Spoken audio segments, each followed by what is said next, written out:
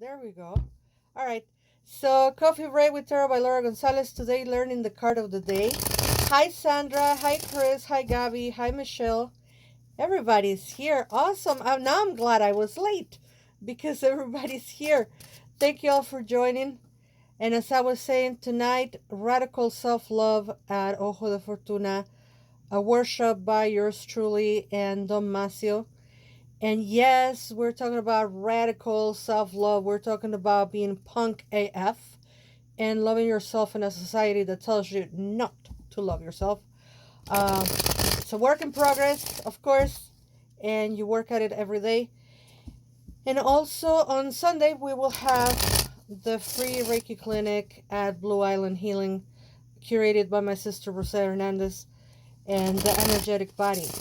So, that being said, March is filled with events. I have so many events in March. It's going to be ridiculous. But thank you, Goddess, for being busy, and thank you, Goddess, for the Fortuna. So please check on my website and check on my page because March has a whole lot of events going on. Salud. Goddess Cafina. So let's see what the message for today is. Ooh, we have the Ten of Swords.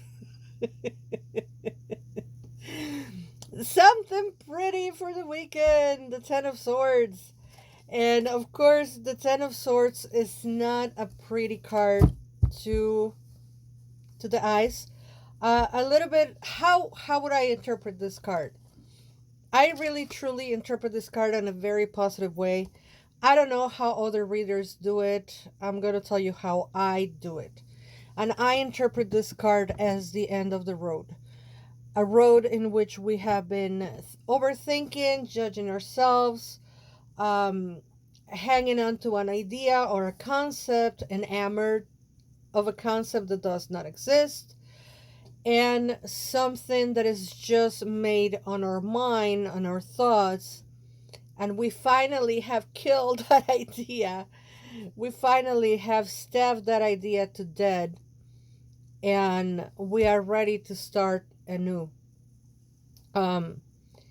Some readers actually equate this card as death. My personal opinion, and this is Laura Gonzalez's personal opinion, I don't think anybody is gifted with seeing the death of another human.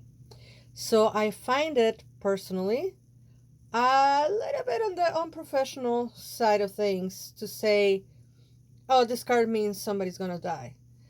You're not God, you're not Goddess, so don't be telling people when somebody's gonna die because it's highly unprofessional. But going back to analyzing this card and learning the meaning of it. Trivia information. There are only 4 cards on the Rider-Waite-Smith with black background. And the black background means, it's ominous, it's dark. We're going into the very deep, dark part of the tarot.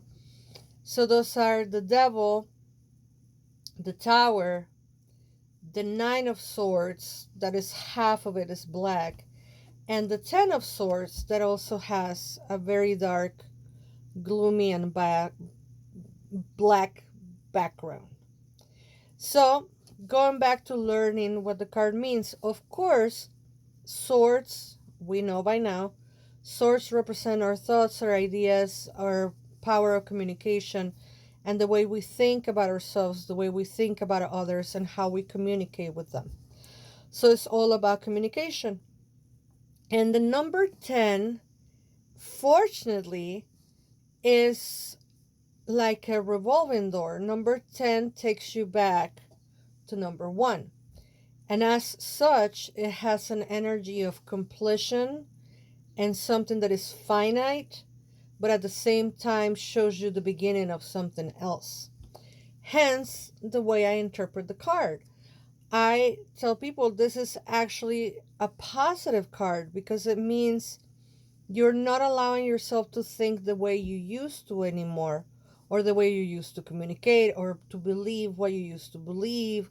Or, it's a card of great mental, analytical thinking transformation. So I think, as ominous as it looks, as dark as it is, as painful as it look, is like saying, you know what, flip the table, flip the script. That's it. I'm done with this. I'm gonna put my mind to something else that is more important. Obviously, in this society, we are trained to believe that changing our mind is for losers, but we all know that's not true. Changing your mind is for people who grow. And in the words of the wonderful Gustavo Cerati, learning to say goodbye is growing. Saber decir adiós es crecer, he says in Spanish.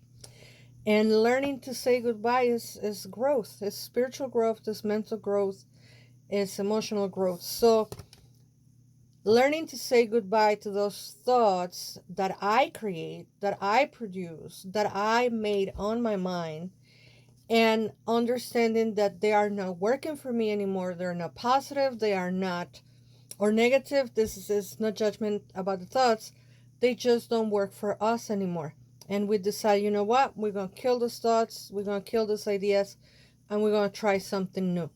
For those who are pagan and follow the wheel of the year, this card reminds me a lot of Samhain. Samhain, Samhain, the time of Halloween, the time of Day of the Dead, the time we honor the dead. And traditionally, I have learned through the very many mentors and people that I work with, at Samhain is a good time to let go of projects and ideas that we have been working with or working towards and we haven't been able to complete.